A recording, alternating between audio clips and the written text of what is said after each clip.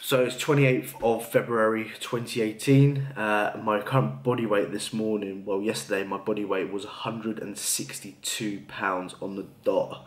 I weighed myself this morning and I was down to 159.8, so I'm holding quite a lot of glycogen, quite a lot of water now, but that's a huge jump in regards to last time we spoke. I mentioned I was 150 pounds or something like that, something ridiculous like that.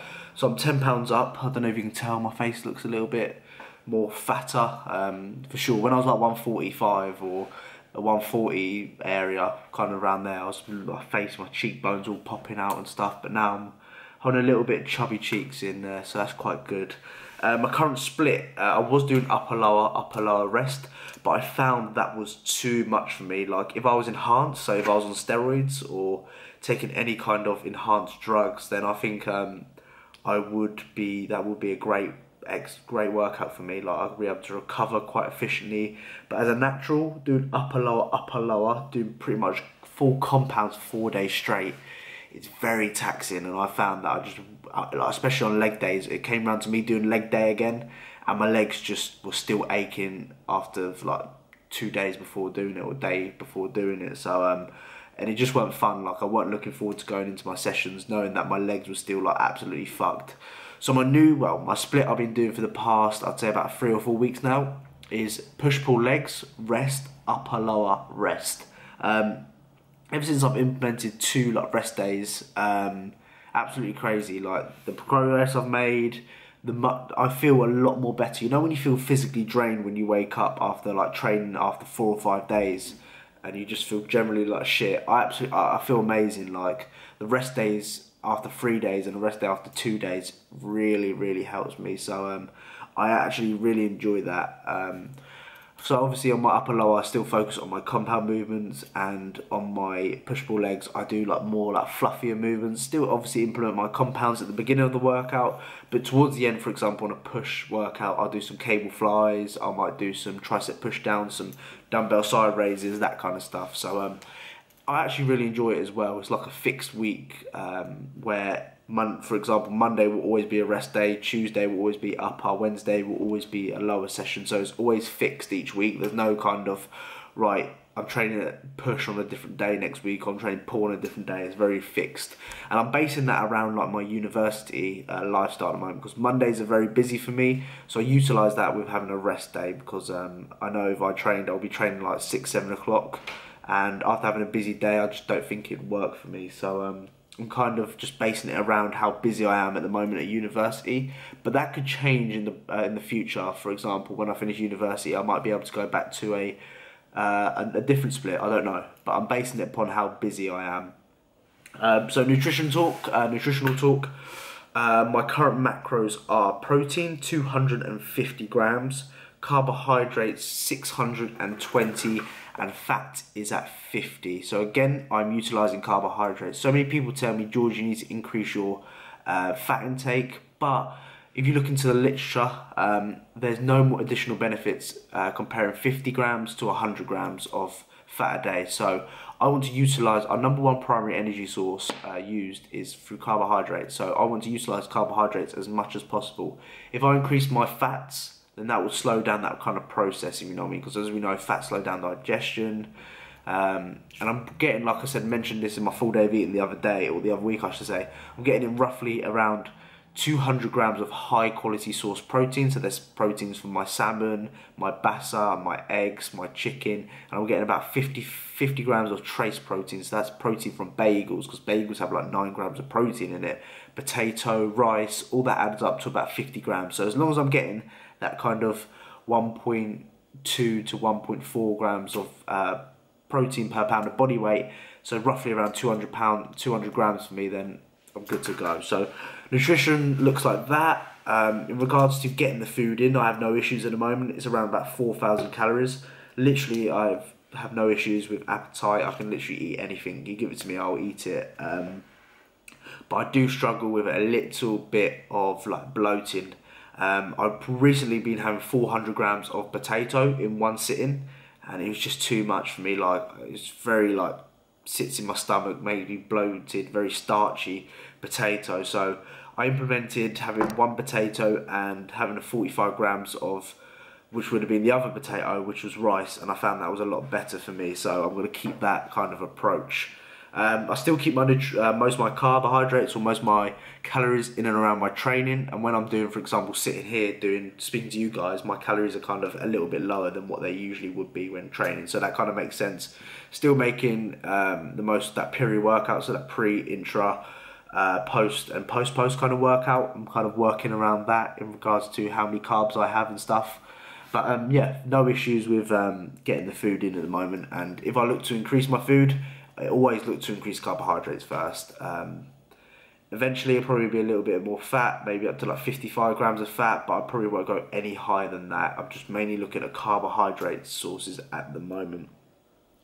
So in regards to like injuries and stuff, I did have a trap issue. I did resolve that with a lot of like foam rolling, a lot of mobility work. Now what I've been doing, which I've never done before, and I totally regret not doing it, is just spending 20 minutes in the morning first thing, just doing mobility, stretching, getting on the foam roller, just rolling out like my upper back, or rolling out my glutes, my hamstrings, my quads, my calves as well. 20 minutes of that doing in the morning, and then before I go to bed, just relax myself, do a bit of stretching, just a bit of mobility, just, you know, relax myself. And I found that just doing 20 minutes, well, 40 minutes for me, but even doing 20 minutes a day, I found that my injuries, so much shit has just got better. Using the bands, working on my mobility and my shoulders and stuff like that, I found that I feel a lot more better, a lot more healthier than what I probably ever have done. So make sure you're foam rolling, guys. Please make sure you're foam rolling. It is a very good tool, pre-exercise, post-exercise, very good. And make sure you implement like dynamic stretching, obviously pre-workout, and keep static stretching like within post-workout. Don't do it pre-workout, because I see so many people in the gym nowadays doing static stretching pre-workout, and literature states so many negative in regards to static stretching pre-workout. So just keep that in mind as well. If you're doing static stretching pre-workout, stop. Absolutely stop. Implement some self-myofascial release or some dynamic stretching. That will help you a lot. In regards to steps at the moment, I used to do like 20,000 steps. Obviously, you guys know I did like a crazy amount of steps each day. I've tapered that down now to about 10,000 to 12,000. That could still be quite a lot in some people's eyes, but for me, that is perfect. I don't see any issues with recovery, and I found that when I'm pushing my body weight up, my endurance is still pretty good. Like normally when it gets to doing like 12 reps to 15 reps, I start to like blow out, if you know what I mean. It just feels absolutely awful, but my endurance, pretty much through doing cardio, is pretty much absolutely on point at the moment. Can't complain about it. So keeping around 10 to 12,000 steps a day is going to be great, absolutely great. I feel like that is quite beneficial. Instead of doing like 0 steps or like 5,000 steps a day, I feel that's quite lazy. Like doing 5,000 steps a day, there's not a lot in my opinion, but like I say, everyone's different. A quick one on rest day food. Previously we spoke about how I'd deplete myself with glycogen, so I'll just do protein and fat, and I'll carb backload that night. So my final meal will be a carb and protein meal. That has changed now. I thought I'd experiment with having carbohydrates on my rest days, and at first I thought, fuck me, this is weird. Like I just didn't feel right doing it. Like it's all psychological. I was like, no, I can't be having carbs on rest days. But my training has got a lot better. What I found when I was doing protein and fats is that it used to affect my training the next day. I used to drop about 2 or 3 pounds of like just glycogen or water in general, and that used to play a huge part in regards to my training, because as we all know, the bigger you are, the heavier you are, the more weight you can push. And when it comes to me pushing like dumbbell presses or doing incline barbell press, I used to be fucking stupidly weak on it, and it just got progressively worse.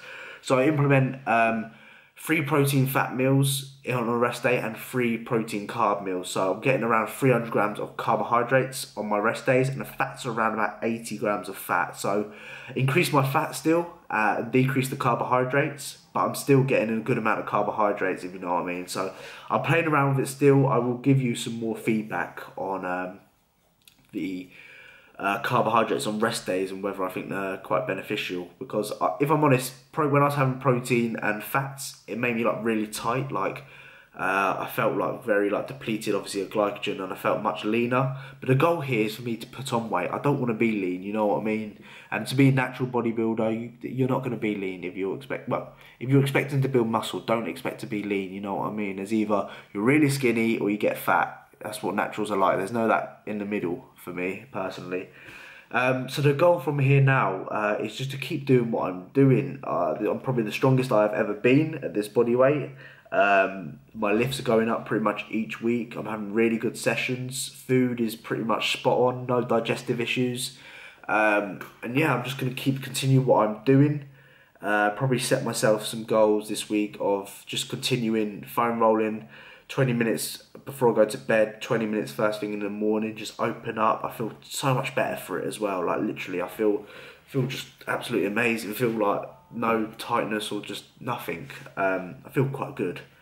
And also just I really want to improve my dumbbell press. Obviously, you know, from the front, I'm fucking awful. So really trying to just work on my incline barbell movements, just getting stronger on that. So priority principle, I call it, where we kind of prioritize our kind of weaknesses at the beginning of the week. So for example, chest at the beginning of the workout, and I save like side delts because my side delts are quite cappy already towards the end of the workout. So kind of doing the priority principle. So yeah, that's my goal for this week. Just continue pushing up. I probably need to increase food a little bit as well because I've been dropping off the last couple of days. Probably look to increase carbohydrates, like I said, maybe up to 630, 640, see how it goes. And if I start getting a bit of digestive issues, I might look at other kind of ways of getting around that. But let me know what you guys let me know what your guys' goals are for this week, whether you're still trying to increase, you set yourself like a goal weight wise or even training wise, like your next session you want to hit like the 40 kilo dumbbells for like set 6. Let me know in the comment section down below what your goals are. Comment down below pen if you've watched the whole thing, and hopefully you've learned something new that you can implement into your own training. Also check out the channel as well, there's plenty of videos there for you guys to check out, and I promise you'll learn something new from there. So thank you for watching, guys. That is my update for this kind of week. Sit back, relax, enjoy the videos as well, like I said, and comment down below pen if you watch the whole thing. Thank you for all the support. Subscribe if you're new around here, and I'll see you guys, you know, in the next one. In the fucking next one. Here we go. The Georgie boy's back in the fucking trip. See you guys in a bit.